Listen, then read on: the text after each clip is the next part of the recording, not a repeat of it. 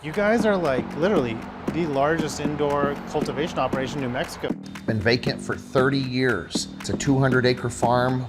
Light bulb came on and it was like ding, ding, ding. We can really make this thing work. Nanoemulsion brings up the actual effective dose that you're getting of cannabis, whatever cannabinoid, whether it's CBD or THC. This operation is just, to me, one of the coolest things I've ever seen come to fruition.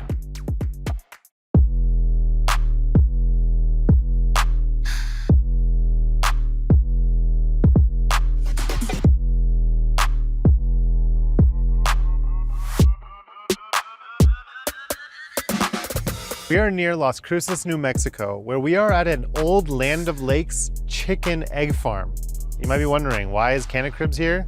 Well, Baked Chicken Farms has taken over this facility, completely gutted it, retrofitted it into being now New Mexico's largest indoor cannabis farm.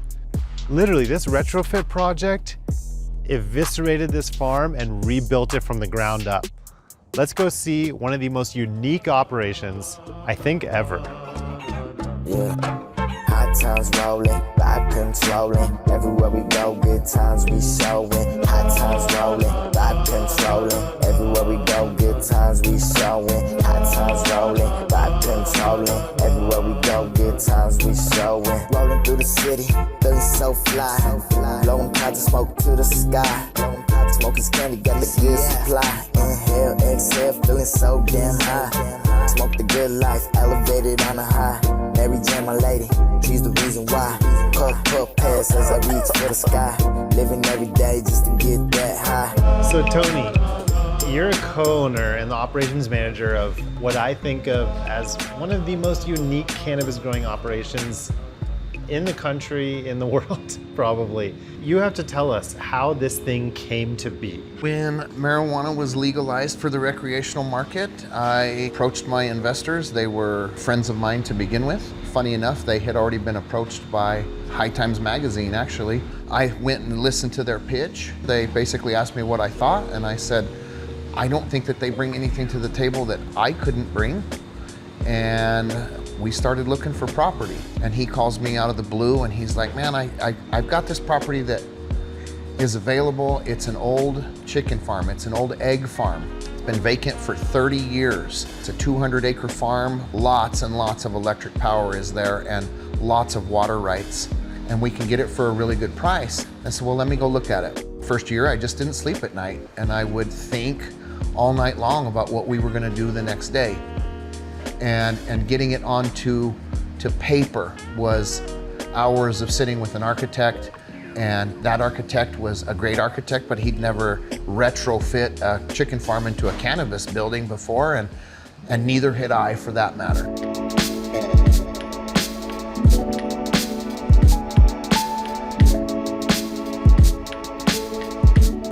We're inside the Roasted Rooster. Can you please explain what the Roasted Rooster is? We wanted to pay homage to the fact that there were 3 million birds there continuously alive, not to mention the ones that passed and went through the process of life while the farm was in operation. So we wanted to pay homage to the birds and called it the Baked Chicken Farm at that point. And then the conception of the Roasted Rooster was to try and marry the two businesses together as sister companies, but yet be separate businesses, mostly for advertising purposes. It's a given, they're gonna see Baked Chicken Farm regardless. They're there for waffles and coffee, but we might just get them on that front as well. So definitely we get to share the address, and that's a huge, huge part of making my job a lot easier, because cannabis marketing is definitely a challenge. We have a lot of roadblocks that we have to push through. Cross branding, we've definitely made our logos very similar to kind of trigger the consumer's eye. If you see Roasted Rooster, you're gonna think baked chicken. You see baked chicken, you think Roasted Rooster. Why don't you tell me a little bit about what we have in front of us right here? Chicken and waffles right here, which are buttermilk marinated in-house, hand-breaded in-house. The waffles are made in-house, and then you're eating some chicken wings here, some drumsticks and wings with maple bacon, some different sauces. There's a peanut butter drizzle on that one. And this is a barbecue red chili sauce that's on those ones. So it's very unique. Wild. This is not your first time growing cannabis. Definitely not my first time growing cannabis. So during my 13 years as a civil engineer up in Colorado, while I was there, the whole time I was growing. And at that time, there was the Cannabis Growers Bible that was printed, and that was really about it. And even getting a copy of that was really sketchy. Like, the copy that I ended up with was a Xerox copy that somebody had actually taken to a copy machine and Xeroxed it, because even buying the book was sketchy back then. It's like it put up red flags. I tell people for the first 15 years of growing weed, I don't think I slept at night. I was the one I opened, you know, constantly just because you can't sleep, you know, always not, who's that at the damn door? You know, it's the neighbor looking for a cup of sugar, or is it the ATF knocking on the door? So, word on the street is they call you the of the flock. I've heard that before.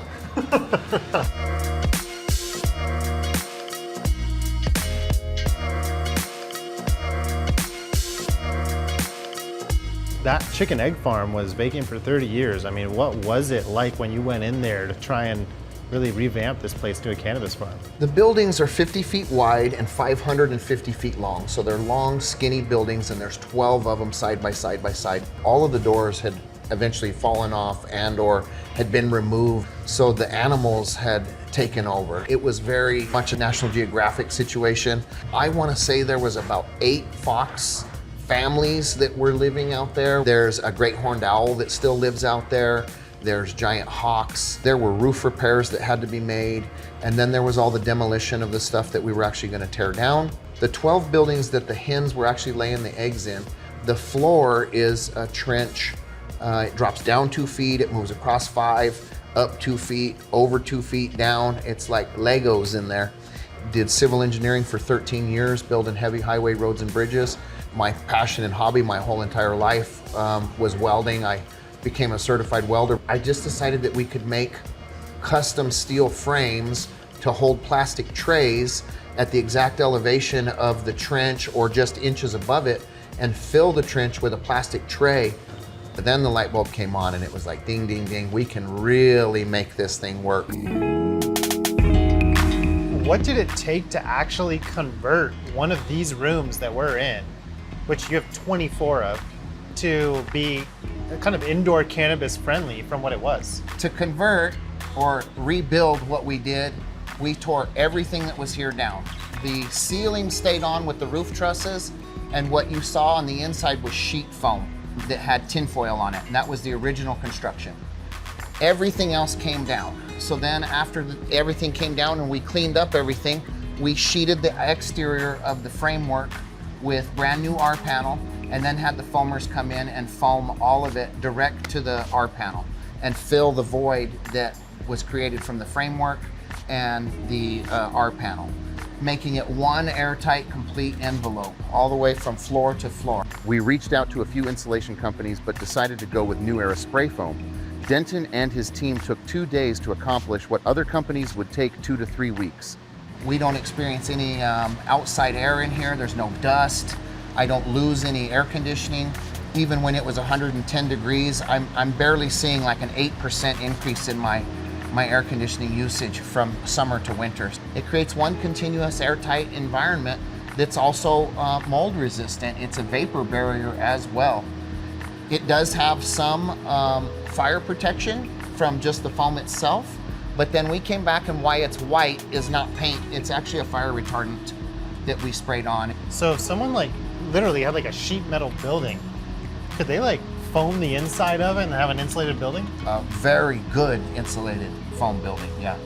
It would be airtight, somewhat sound resistant, and then very well insulated to the tune of, I think it's 6 R value per inch. So 4 inches, you get 25, 24 R value, which is really good. But it's not just the R value, it's the fact that it's airtight, and you're not transferring air from outside to inside, so you're saving energy on that. So 1 inch would give you the air tightness, the other 3 are giving you the insulation. One thing that we noted is like when the chickens were actually in these buildings, there was not air conditioning or HVAC. Like, what were the buildings like back then? So when the chickens were here in the alleyway where we walked in between the grow rooms, that was outdoor. And those walls on the left and the right-hand side were a wet wall, just like a swamp cooler. When we, rebuilt the buildings and reskinned them and foamed, then we needed to add the HVAC. And that's where we ended up with these Ag IQ units. There's 10 of these units on the flower rooms alone, and then there's another 36-ton unit on our veg room, and a 24-ton unit that is the drying room. So a total of 12 units, a little over 500 tons of air conditioning total for the property. The efficiency of what we're doing is very efficient, actually, when you do the math on the square footage of what it is, because these are package units, so it's air conditioning and dehumidification. Inside here is 6 compressors that make up the 45 tons. Each one of those compressors is a dual stage. So in reality, there's 6, but there's really 12 stages that are taking place in here. And that is part of efficiency, but it's also part of it being able to ramp up and ramp down quickly. The joy of these things is there's no outside condenser. That outside condenser portion has been replaced with water. So to catch the humidity and then re-warm the air, we're recirculating the hot water that is generated and being looped back to that cooling tower. Wow, I mean, it sounds like these are obviously like very custom designed for a grow room. Specific to the cannabis industry, for sure, for indoor cannabis production. Agronomic IQ's environmental controls have led to increased yield and improved quality of our flower. Just by controlling our environment so closely, we have seen an increase in yield of 20 grams per square foot. These systems are really well thought out, well built, and well worth the investment, especially in such a competitive market like New Mexico. The reliability of these units is there, and I can trust that if there is a problem, that I'm going to get an alarm on my phone and I can deal with it, most likely remotely. So Tony, we're here with Dylan, the CEO of Green Rebates, and rebates were such an instrumental part of saving you guys money building out Big Chicken farms. Can you talk a little bit about what ways Big Chicken farms ended up saving hundreds of thousands of dollars just by choosing more energy efficient equipment? We sought out El Paso Electric as our service provider, and they have a company called Clear Results that does third-party rebate programs for them. There were options that would produce a similar or same end result, but because you select one particular option, one particular piece of equipment, you get a significantly higher rebate. And that's the holistic approach and the strategic approach that we try to help guide our customers through when building out or retrofitting a facility. And it's incredibly important. It's the difference between a $100,000 rebate and a $500,000 rebate. It can be staggeringly impactful. And it's more important than anything to contact a company like this prior to construction. To maximize those is what your whole driving force is to get them on board prior to engineering. That big difference being why we chose to go with the lighting that we went with. It did play a factor into the HVAC as well. When you're going into a big capital expenditure that is building out a facility, whether it's a retrofit or new construction, choosing the right equipment will play a pivotal role in how much you're able to get back from the rebates. And the agronomic IQ is a great example of something like that. It's the worst thing in the world to have to tell somebody that you could have had a check for $200,000, but because you didn't talk to us first, now you get nothing. Yeah, puff pass as I reach for the sky. Living every day just to get that high. Wake and bake, it's how we start the day. Indica sativa, man, it's all the same. Feeling so mellow that my stress gone away. With my green goddess, life's all okay. Inhale the essence, feeling that vibe. Green leaves, dope as candy, now we ride.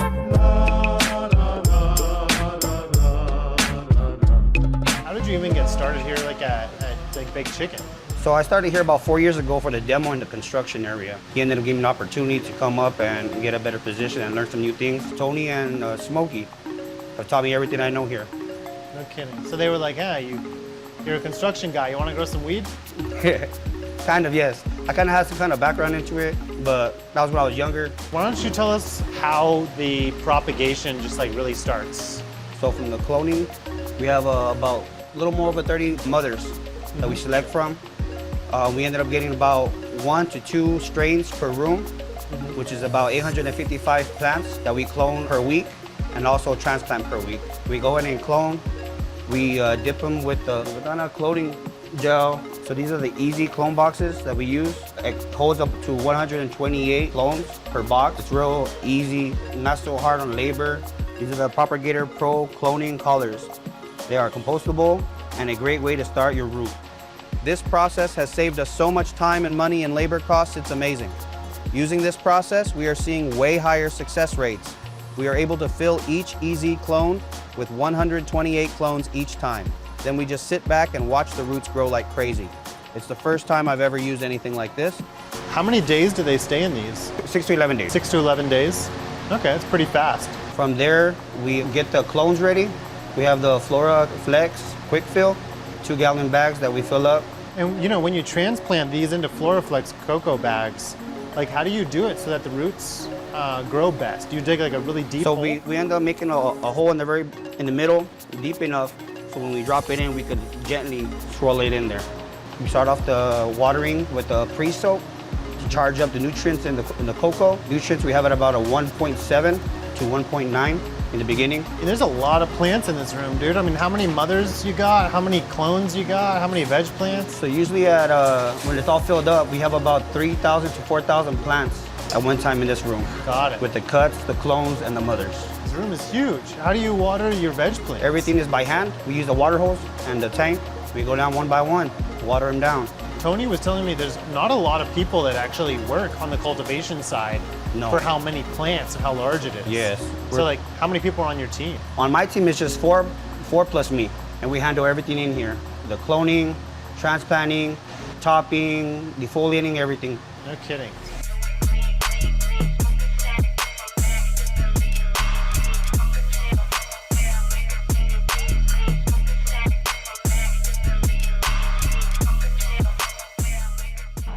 So Smokey, you're the cultivation manager here, right? You and Tony are kind of the masterminds behind like cultivating the cannabis here, designing the team, doing all that stuff. So when did you first get into like growing cannabis? I first planted my first plant at and I also got my nickname Smokey at by my father.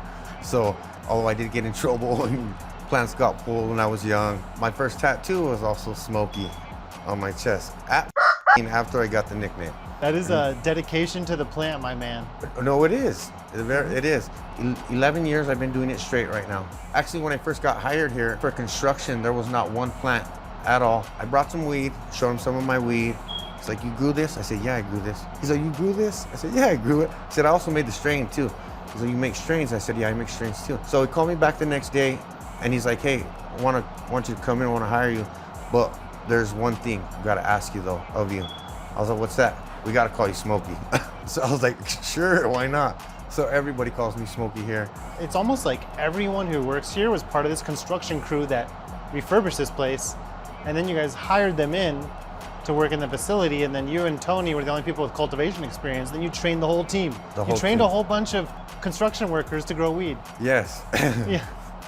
And they're doing a great job too as well. Yeah. They're great learners, all of them. And they're all hard workers. And they ask questions. We've actually built all these walls and everything from the ground up. We tore down the old walls, we put new walls up.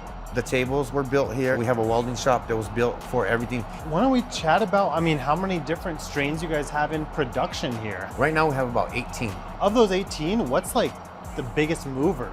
Maybe some Nimbus snacks. We have an LA Runts from the Royal line that does really well as well. Yeah. High testing THC, good bag appeal, smell as well, and it smokes great too. THC wise, you can have a 17% that hits just like a 30%. You know, just depends on terp profile or whatnot. And I kind of proven that to the guys one time when I had some 17%. I got a call from 2 of them and they were like, God, dude, that really did smack like that. I said, I'm telling you guys, it ain't all about THC all the time. Well, I know that a lot of the genetics that are coming through here right now are actually coming from you. You have males, you're crossing pollen. Talk to us about the genetic side a little bit. I've been making my own genetics probably about 5 years. I got over 60 something different strains that I've made throughout the years myself. Try to get better and want to do better and I want to do more.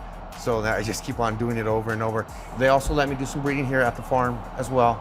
I think we made about 26 different strains right now. To have one strain per room, it really makes a difference in how things grow better and able to dial things in better. You know, we got 10 big flower rooms, over 855 plants in each flower room. And I know that you guys are doing a lot of R&D in many different ways here. I know you're just trialing Ventana plant science right now. What has it been like using it so far?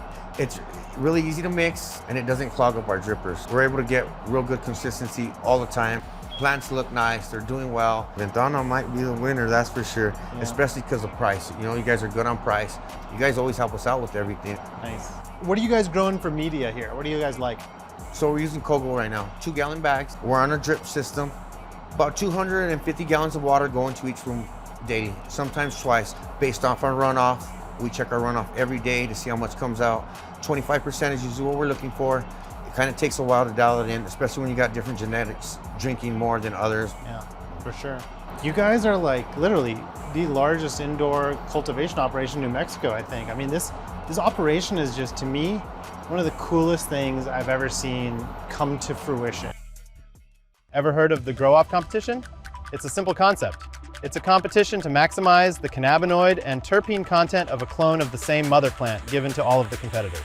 This year's winner in Michigan was Lyra Luxury Cannabis for the highest THC percentage at 31.76% using their proprietary cultivation techniques and additives. One product they used as part of their recipe is Stash Blend, a new, unique cannabis-specific plant additive with a proprietary formula made to maximize your plant's oil production. Introduce your plants to Stash Blend, link in the description below. And now, back to the show. The cannabis industry is obviously booming nationwide. Growing cannabis well is a very resource-heavy endeavor. And I know that you guys have a very large facility, but you're doing a lot of things that help baked chicken farms be more sustainable. We did take that into consideration during the design phases of the grow facility and the packaging. We put out 855 bags of cocoa every week.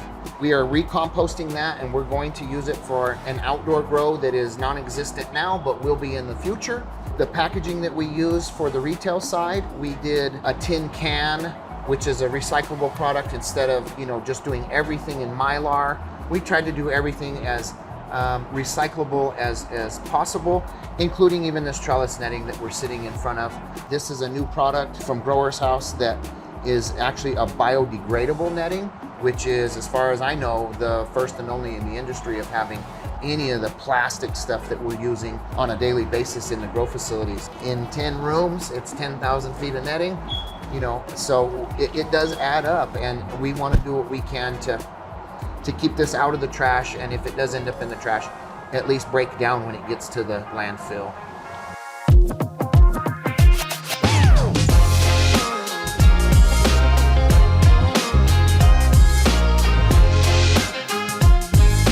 So we made our way to the extraction lab. We're with Sean and Mike, who do solventless and solvent extraction and nanoemulsion, respectively. Let's, the extraction guys, I kind of think of as like the brains of the operations. Don't be too flattered, but why don't we start off with you, Sean? What do you guys do here at Baked Chicken Farms with regard to solventless extraction? We usually do about 25 pounds of frozen product at a time that we wash.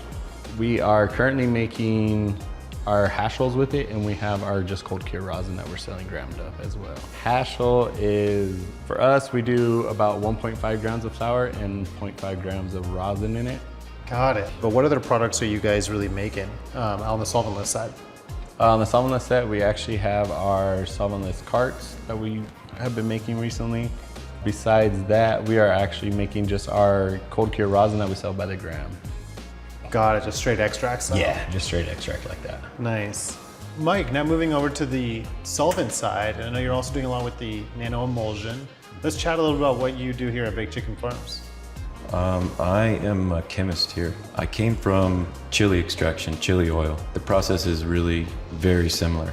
In the plant I worked at before this, we extract oleoresin from paprika and we sell it to companies as a natural food dye. The solvents that we're using come from, a food production. We also have a proprietary winterization step. So we use two different solvents, one for winterization and one for extraction.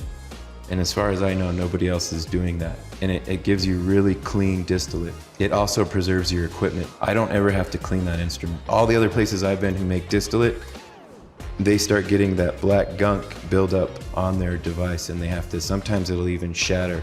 They'll turn it off and turn it back on and it'll shatter their glass. The distillate itself at the end is the same as someone else's distillate, but I'm preserving the equipment, and I'm also extracting a higher percentage of THC from the plant. There's less waste with the way I'm doing it. Nice. Nanoemulsion is not something that we see very often. What can you tell us about nanoemulsion and cannabis? It brings up the actual effective dose that you're getting of cannabis, whatever cannabinoid, whether it's CBD or THC. Usually you get about 20%, you absorb about 20% of what you take. So if you take a 10 milligram gummy, you're only getting maybe 2 milligrams are actually getting processed. So when you use that nanoemulsifier, you can go up to almost 80% absorption, depending on the emulsifier and the way it's emulsified.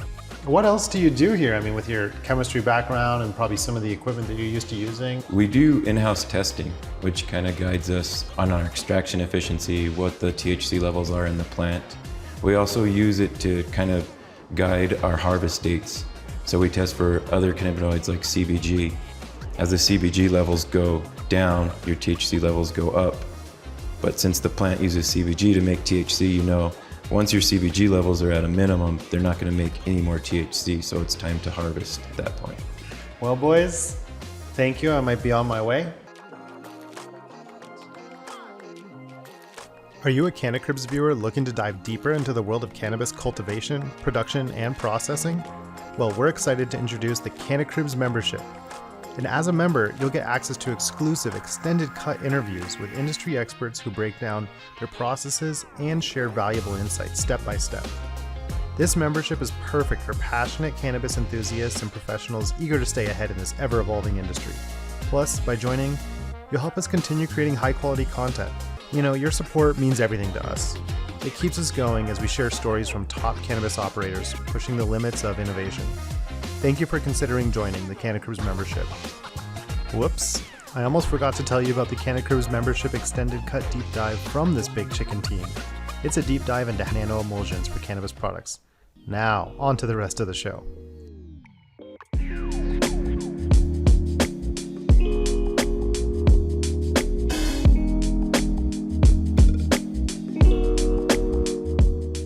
So Tony, when it comes to beverages in New Mexico, you guys invested more than anyone that I know.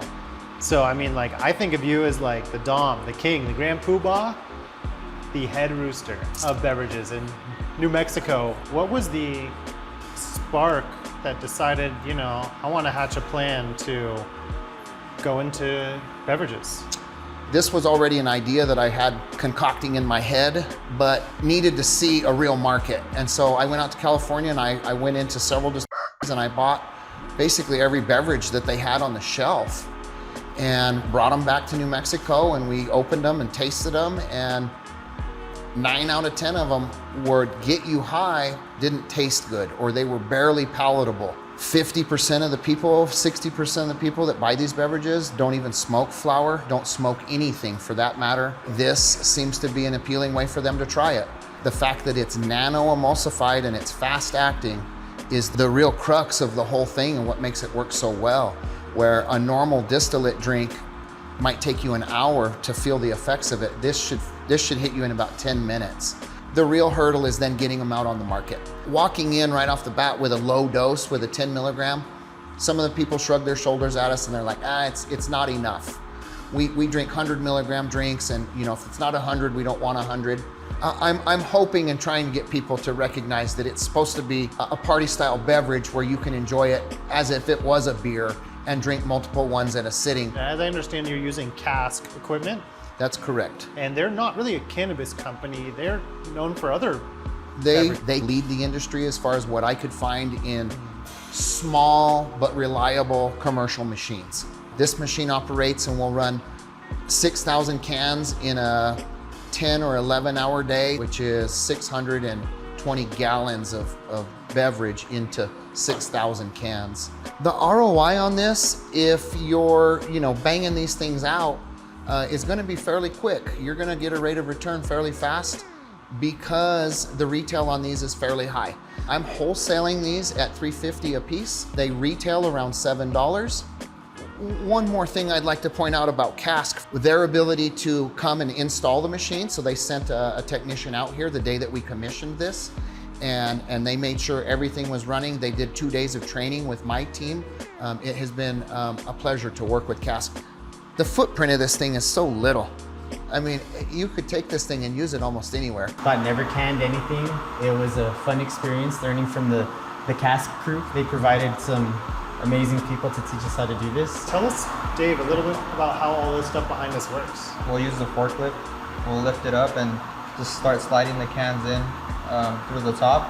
It's sitting on a sheet metal that has like pressure, and it creates like a vibration where it starts pushing the cans slowly down. As they go down on the middle section, it turns the can around, it flushes out whatever's in the can, and then turns it back up.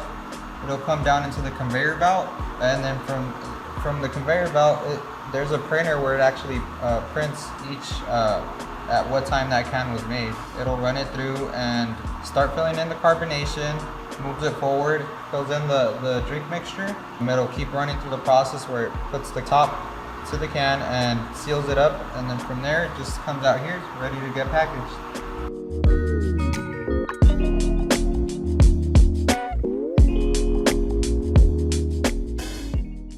Okay guys, time for a lunch break? Time for a lunch break. Let's do it.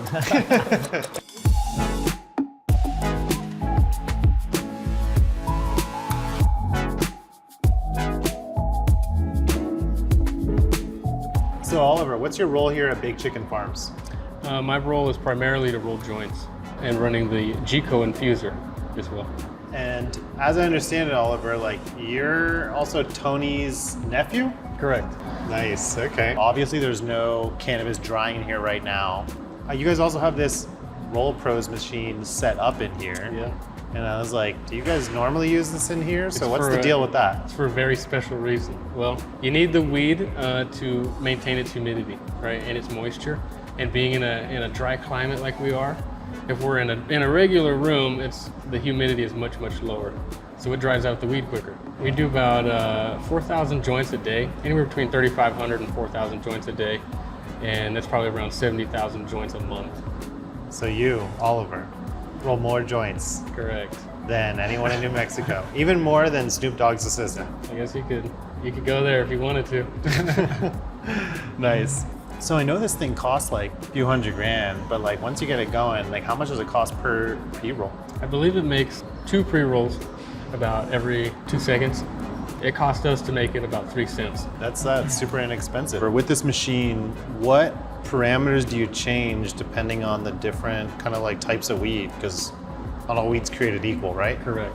Yeah, we have to change the crutch size, which is the technical term for the filter. In order to achieve whatever size we need, or however many grams it needs to be in there, we'll change the crutch size. There's parameters for tension and overfill weights and like the tray speed and stuff like that. So Roll Pro actually provides like a red, a blue, wood bobbin, paper. There's a lot of different bobbin options. The best we think is the wood bobbin, the natural wood bobbins. You get 30,000 joints in a bobbin, 30,000 crutches. You guys are not only using this machine for yourselves, but you literally have so much throughput. You're using it to roll other brands' cannabis in New Mexico. Yes. Not a lot of people have access to rolling cigarette-style joints. It's not a cone, it's not stuffed, it's rolled bud. And when someone wants a quality product, or they want a quality joint, they come to us and they ask us if we could roll it for them. Roll Pro is really, really good to us. They're very easy to reach out to. They're very easy to get parts from. If we have any issues, with this thing, they'll basically overnight us parts.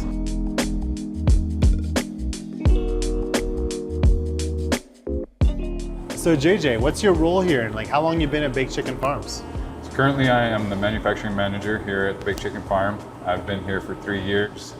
I actually started off on the construction crew.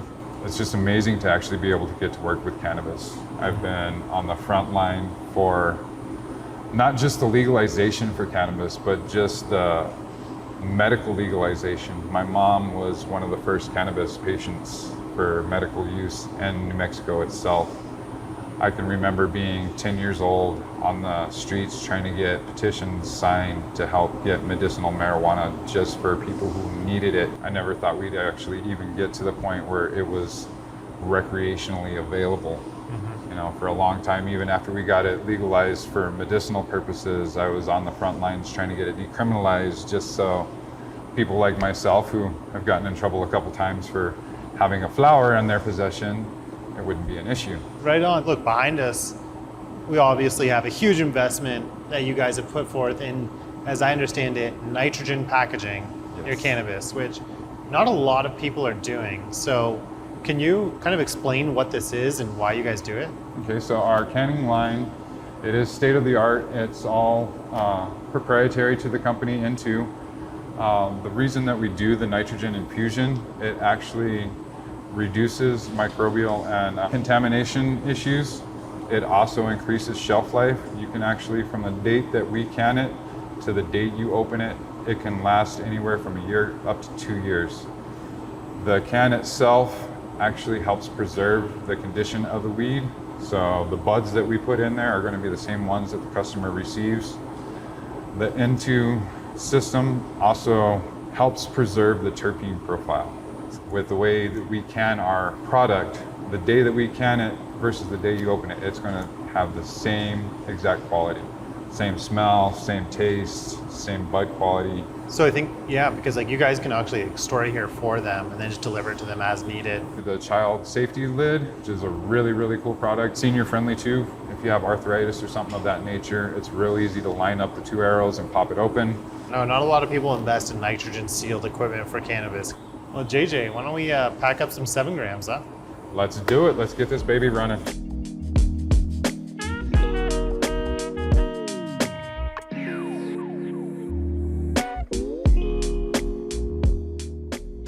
Through your branding of Baked Chicken Farms and all your sub-brands, you know, the Roaster, Rooster, I mean, I feel like you guys paid homage to all the 3 million plus chickens who used to live in that facility. You have their ghosts looking down on you.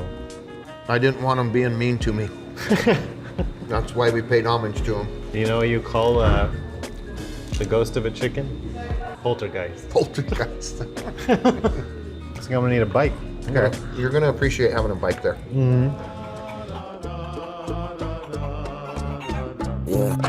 High times rolling, I controlling. Everywhere we go, good times we showing. Yeah.